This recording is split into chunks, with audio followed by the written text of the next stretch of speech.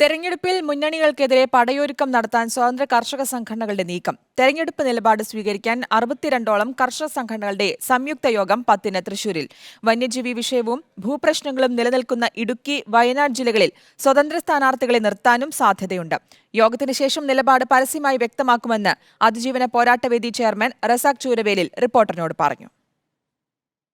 ലോക്സഭാ തെരഞ്ഞെടുപ്പിലേക്ക് സജീവമായി മുന്നണികളും മറ്റ് രാഷ്ട്രീയ പാർട്ടികളും ഇറങ്ങുന്ന ആ ഒരു ഘട്ടത്തിൽ തന്നെ കർഷക സംഘടനകൾ, സ്വതന്ത്രമായി പ്രവർത്തിക്കുന്ന സംസ്ഥാനത്തെ കർഷക സംഘടനകൾ മുന്നണികൾക്കെതിരെ ഒരു വെല്ലുവിളി ഉയർത്തിക്കൊണ്ട് രംഗത്തേക്ക് എത്തുന്ന ഒരു സാഹചര്യം കൂടി ഉണ്ട് എന്നാണ് മനസ്സിലാക്കുന്നത്. എന്തായിരുന്നാലും അടുത്ത ദിവസം തന്നെ ഇക്കാര്യത്തിൽ ഒരു യോഗം, കൂടിയാലോചനകൾ, ഏതാണ്ട് 62ഓളം സംഘടനകളുടെ ഒരു കൂടിയാലോചന നടത്തുകയും ഒരു തെരഞ്ഞെടുപ്പ് നയപ്രഖ്യാപനം ഉണ്ടാകും എന്നാണ് നമുക്ക് മനസ്സിലാക്കാൻ സാധിക്കുന്നത്. അതിജീവന പോരാട്ടവേദിയുടെ ചെയർമാൻ റസാഖ് ചൂരവേലിൽ നമ്മോടൊപ്പമുണ്ട്. ഈ തെരഞ്ഞെടുപ്പിൽ മുന്നണികൾക്കെതിരെ നിൽക്കുക, ഇല്ലെങ്കിൽ ജനങ്ങളുടെ ചില കാര്യങ്ങൾ, നിങ്ങൾ ആവശ്യപ്പെടുന്ന ചില കാര്യങ്ങൾ തുറന്നു കാണിക്കുക, അതിനൊരു പുതിയ സ്ഥാനാർത്ഥി ഇല്ലെങ്കിൽ പുതിയൊരു സംവിധാനത്തിലേക്ക് നീങ്ങുമോ? തീർച്ചയായിട്ടും അതീവ ഗൗരവമായിട്ടാണ് ഈ ഇലക്ഷനെ ഞങ്ങൾ സമീപിക്കുന്നത്.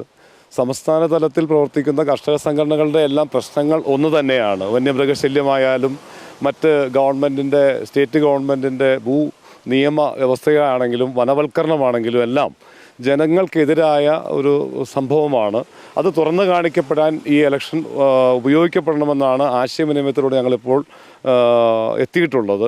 വരുന്ന 10-ാം തീയതി തൃശ്ശൂർ വെച്ച് ഞങ്ങളുടെ ഒരു യോഗത്തിൽ ഇത് സംബന്ധിച്ച് വ്യക്തമായ തീരുമാനം പ്രഖ്യാപിക്കും. ഭൂപ്രശ്നമാണെങ്കിലും വന്യമൃഗശല്യമാണ് ഉണ്ടായി നിലനിൽക്കുന്നത്. ഇപ്പോൾ വയനാട്, ഇടുക്കി അടക്കമുള്ള ജില്ലകളാണ്. അവിടെ ഒരു ബദൽ സ്ഥാനാർത്ഥി, മുന്നണികൾക്കെതിരായിട്ടുള്ള സ്ഥാനാർത്ഥികൾ എന്ന തരത്തിലുള്ള ചർച്ചകൾ ഉണ്ടായിട്ടുണ്ട്.